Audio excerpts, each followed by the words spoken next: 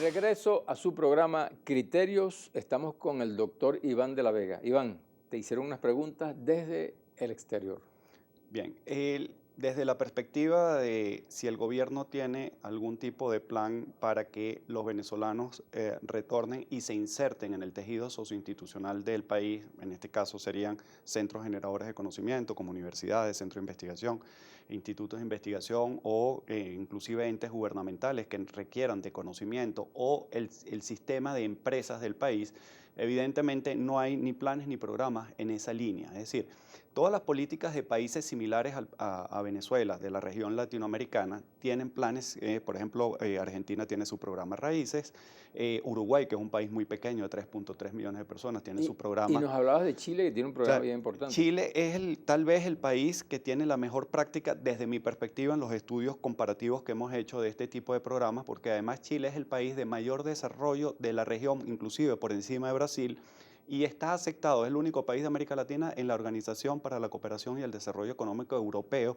como país visitante porque mantiene unos estándares mínimos de reconexión y de hecho Chile es el país de Sudamérica que tiene más venezolanos profesionales que se han insertado en sus universidades y centros de investigación y desarrollo. Es un país de captación de personal altamente cualificado. El primero fue don Andrés Bello, ¿no? Correcto. O sea, Venezuela evidentemente se construye con gente proveniente, en este caso básicamente de España, pero después se reconstruye con personas inmigrantes de distintos niveles de instrucción, que eso es importante porque en la Venezuela de los años 70 del siglo pasado, el venezolano no quería hacer trabajos como plomería o mecánica, este tipo de cosas, y eso fue sustituido por personas de otras naciones que se insertaron en nuestro país y ayudaron en ese tipo de disciplinas o especialidades de las personas.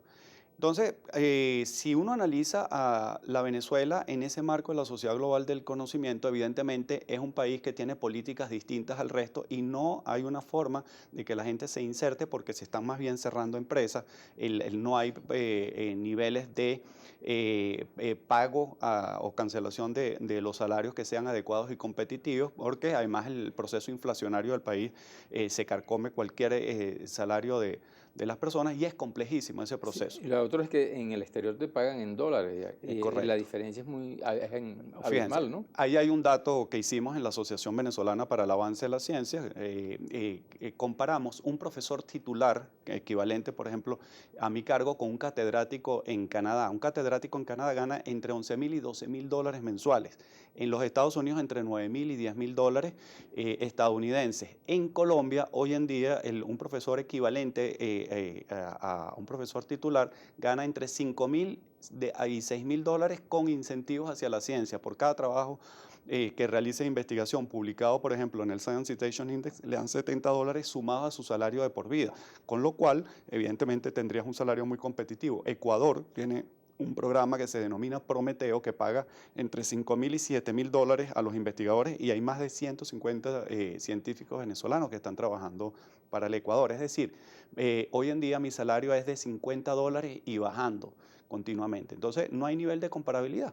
¿Es posible revertir esa tendencia, Iván? Mire, un país se puede revitalizar si se cambia el modelo económico, en este caso que sería la situación país. Si se cambia el modelo económico y se revierten algunos fenómenos y se trabaja en función de los determinantes que impulsan a que la gente emigre.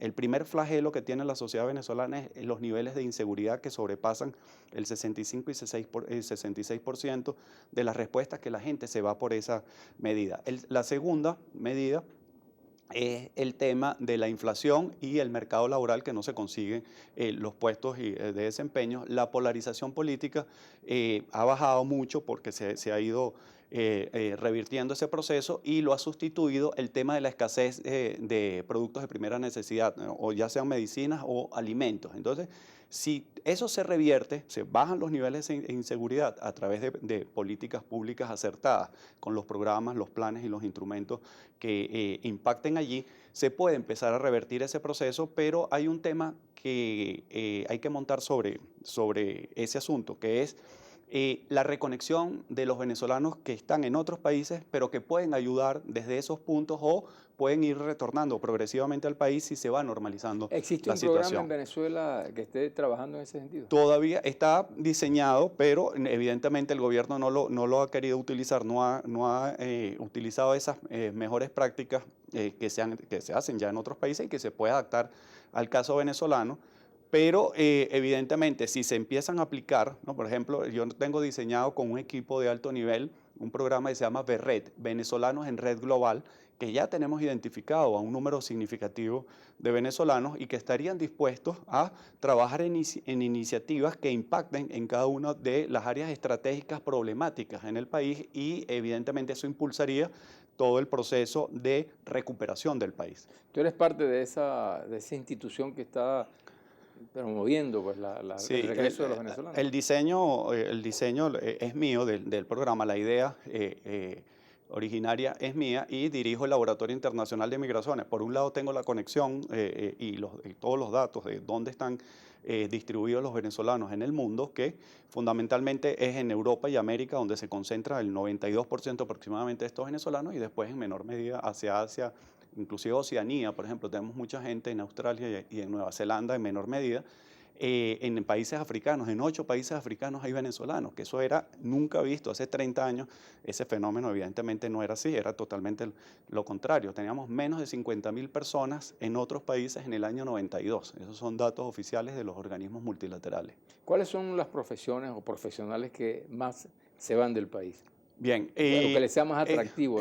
sí, dependiendo el país de recepción, España es el principal país receptor de, por ejemplo, médicos en el área de salud.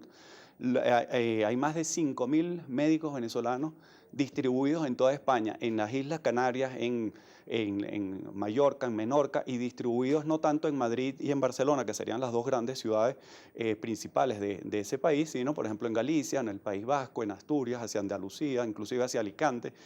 Hay un número significativo de médicos venezolanos, puesto que los médicos españoles están emigrando hacia el norte porque pagan mejor, pero el venezolano con 5.000, 6.000 euros, que es más o menos la medida de pago de un profesional de esta especialidad, están allá. Muchos científicos están en los Estados Unidos y en el caso petrolero, que están distribuidos en 35 países del mundo, en los datos de nosotros, pueden haber más países evidentemente, pero lo que nosotros tenemos registrado es así. Canadá, en crudos extrapesados, se llevó a gran parte de los doctores, de los PhD, Sí, porque esa es en crudos extrapesados, que es nuestra similar. principal especialidad, ¿no? Exactamente. Colombia también tiene un número significativo de ingenieros petroleros y técnicos que se han insertado y han ayudado a repotenciar la industria petrolera colombiana. Y desde el Estado venezolano, ¿qué está haciendo para evitar esta situación? Bueno, el Estado venezolano lamentablemente no está tomando medidas al respecto, ni siquiera tenemos los datos de los flujos migratorios, por ende, el Laboratorio Internacional de Migraciones trabaja con 14 fuentes internacionales. Nosotros tenemos que acudir a los censos internacionales, tenemos que trabajar con datos de los consulados o las embajadas que emiten este tipo de información, con los departamentos de justicia y servicios de inmigración. En caso Colombia, por ejemplo, tiene un servicio especializado, una unidad especializada que maneja todo el tema de los flujos, porque esto es de índole capital para un país entender los flujos. Hay un reflujo de colombianos, venezolanos, doble nacionalizados hacia ese país que les está generando problemas. Iván, ¿tú te irías del país? Yo tengo más de 20 años, 21 años exactamente trabajando el tema de la migración y nunca me he querido ir de Venezuela. Tengo mis 2 hijas y mi esposa aquí en Venezuela y considero que todavía hay posibilidades de trabajar y enriquecer a esta sociedad porque tenemos un país que tiene amplio potencial de desarrollo. Danos una reflexión final al país. Bien, uno considera que cada persona toma sus decisiones personales en el tema de decidir o no emigrar. En una sociedad globalizada, cada quien puede evidentemente tomar en consideración su postura ante un hecho como la grave problemática que se vive en el país y por ende mi recomendación es que tome la mejor decisión personal o familiar que en un momento determinado pueden tomar, porque además es un blanco móvil. El tema de la movilidad del individuo, hoy en día puedes estar en los Estados Unidos, puedes migrar hacia Canadá o puedes irte hacia el sur o te puedes quedar en este país porque se requiere de venezolanos que quieran ayudar a proyectar un país que tenga mejores condiciones que las que vivimos actualmente. Muchísimas gracias, Iván, por haber aceptado esta invitación.